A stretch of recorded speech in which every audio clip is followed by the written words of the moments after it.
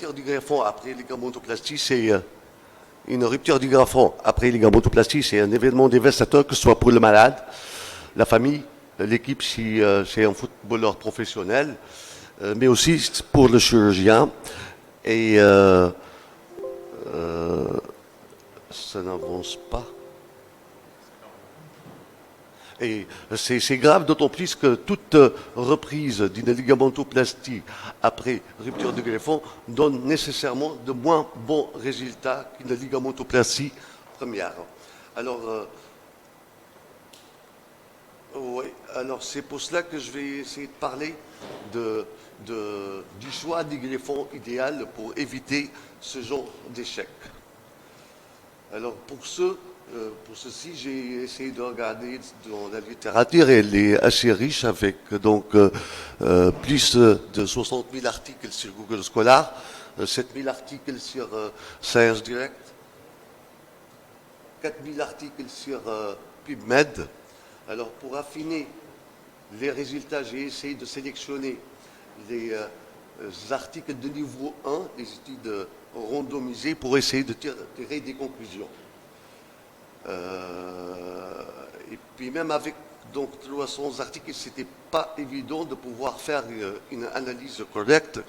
Donc ce que j'avais fait, c'est j'ai essayé, après avoir lu pas mal d'articles, d'essayer d'analyser, ou plutôt de rapporter les conclusions de 3 articles qui m'ont paru assez pertinents. Le premier article qui parle qui parlait de l'évolution des idées à travers le temps, en tirant leçon des échecs, et ce dans le contexte du choix de greffon. Le deuxième article, c'est une méta-analyse qui comparait les ischio-jambiers, le tendon quadricipital et le tendon rotulien. Et le troisième article qui comparait le tendon rotulien versus les ischio-jambiers, avec une série conséquente de 47 000 patients. Et puis aussi, j'ai essayé d'analyser quelques articles de niveau 1 pour aboutir donc à une conclusion. Alors le premier article, qui est une étude prospective randomisée, qui essaie d'évaluer en tirant leçon des échecs. C'est une étude qui a été menée à travers dans plusieurs centres, où on a essayé de comparer l'évolution des idées en se basant sur les bases de données des patients opérés en 2003 et des patients opérés en 2008.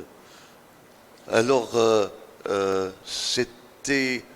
en fait, l'idée, c'était d'analyser les facteurs d'échec et de voir si, au cours du temps, les choix des chirurgiens ont changé à travers le temps.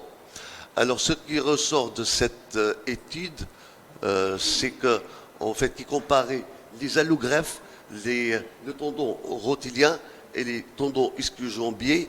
La conclusion de cet article, c'est que finalement, les allogreffes avaient tendance à être moins utilisés, avaient tendance aussi à être utilisés chez les patients plus âgés et moins actifs. Pour les ischio-jambiers, l'âge moyen des patients chez lesquels on utilisait les ischio-jambiers avait tendance à diminuer, donc on avait tendance à utiliser les ischio-jambiers chez des patients plus actifs, et puis que globalement, il n'y avait pas de différence entre les ischio-jambiers et le tendon rotulien. Donc, si on essaie de tirer une conclusion à partir de cette étude, on voit que les ischio-jambiers, à travers le temps, ont gagné du terrain. Alors, pour les ischio-jambiers, bien sûr, par rapport à ceux qui peuvent dire que la taille des ischio-jambiers est un peu aléatoire et que par moment, on peut tomber sur des tendons un peu grêles. Il faut savoir que sur cette étude, on a pu démontrer le rôle de l'IRM pour analyser le diamètre des ischio-jambiers avant de faire sa ligamentoplastie. Et sur cette image, on peut très bien voir, par moment, on a aussi des tendons ischio-jambiers de très bonne qualité. Le deuxième article que j'ai aussi trouvé pertinent, c'est celui-là qui, en fait, comparait les trois greffons essentiels, à savoir le tendon quadricipital, le tendon rotulien et les ischio-jambiers. Alors, quel est le meilleur transplant parmi ces trois?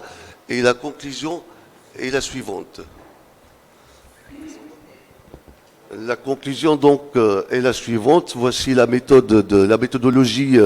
On a essayé en fait à travers ce travail de faire une revue systématique sur PubMed, Medline et beaucoup de moteurs de recherche pour comparer ces trois greffons et c'était les tests pour mesurer et analyser les résultats, et que ce qui ressort de cette étude, c'est que le tendon quadricipital avait plutôt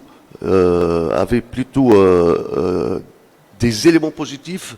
En le comparant au tendon rotulien, il donne moins de douleur sur le siège, le site du prélèvement, et comparé au tendon ischio-jambier, il donnerait un meilleur résultat fonctionnel. Donc le tendon quadricipital, chose qu'on n'utilise pas trop, paraît une bonne alternative, et ça a fait que certains auteurs se sont demandé si c'est pas le meilleur choix, et ils ont conclu sur cette étude de prospective que, à part la douleur moindre au niveau du site de prélèvement, le résultat final, fonctionnel, il est comparable aux ischio-jambiers et au tendon rotulien.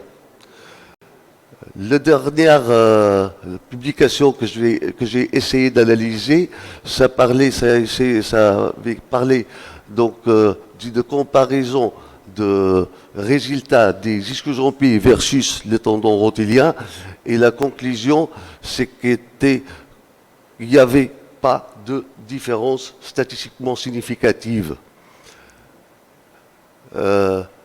Pour terminer, j'ai essayé de revoir aussi quelques autres articles intéressants, en particulier celui-là, d'ailleurs la seule étude prospective qui parlait des bandelettes iliotibiales en tant que greffon. C'est une étude Level 1, publiée en 2013. Et cet article avait beaucoup d'insuffisances. En fait, c'était une publication réalisée sur 60 patients. Il n'y avait que des images de cadavres. Si on essaie d'analyser l'article, on voit que, en fait, l'analyse des résultats fonctionnels n'a été faite que sur 11 malades de chaque groupe. Donc, et puis cet article, ça m'a permis de trouver un autre article qui dit que pour avoir un greffon fait à partir des fascias lataires qui soit correct, il faut avoir un prélèvement au dépend du fascia lataire dont la largeur doit dépasser les 5 cm. Donc je pense que cet greffon n'a plus de la place. Par rapport au tendon quadricipital, chez les footballeurs, il semble que c'est une bonne alternative, et ça a été démontré. En ce qui concerne pareil, le résultat des ischio-jambiers aussi chez les footballeurs semble donner, lors de la reprise du sport chez les footballeurs, un meilleur résultat. Encore un autre article qui parlait d'une innovation qui consiste à doubler le tendon rotulien en 2 demi-tendons rotuliens pour donner ce genre de greffe, et ça semble donner de bons résultats, mais il n'y a pas de conclusion définitive. Il y avait aussi des articles qui analysent les résultats des 3 greffons principaux, à savoir le tendon quadricipital, le tendon rotulien et l'ischio-jambier, c'est 15 ans et 16 ans de recul, et il n'y a vraiment pas de différence significative. Alors, moi, personnellement, je suis plus ischio-jambier, et j'ai mes raisons, parce que le tendon rotulien, ça laisse pas mal de douleur après le prélèvement. Il y a un risque d'avoir pas mal de complications avec une perte de sensibilité, avec des risques de fracture de la rotule, avec donc une altération du système extenseur. Les ischio-jambiers sont moins morbides après leur prélèvement, sauf qu'il faut faire attention à cette branche du saphène qui risque d'engendrer, lors du prélèvement, qui risque d'engendrer des paralysies à la face externe de la jambe. Et pour conclure, je dirais que le fascia lata n'a plus de place dans l'arsenal, dans le choix des greffons. Sinon, les trois greffons qui restent une référence sont les ischio-jambiers, le tendon rotulien et le tendon quadricipital. Et il semble qu'il n'y ait pas de différence objective. Et je vous remercie.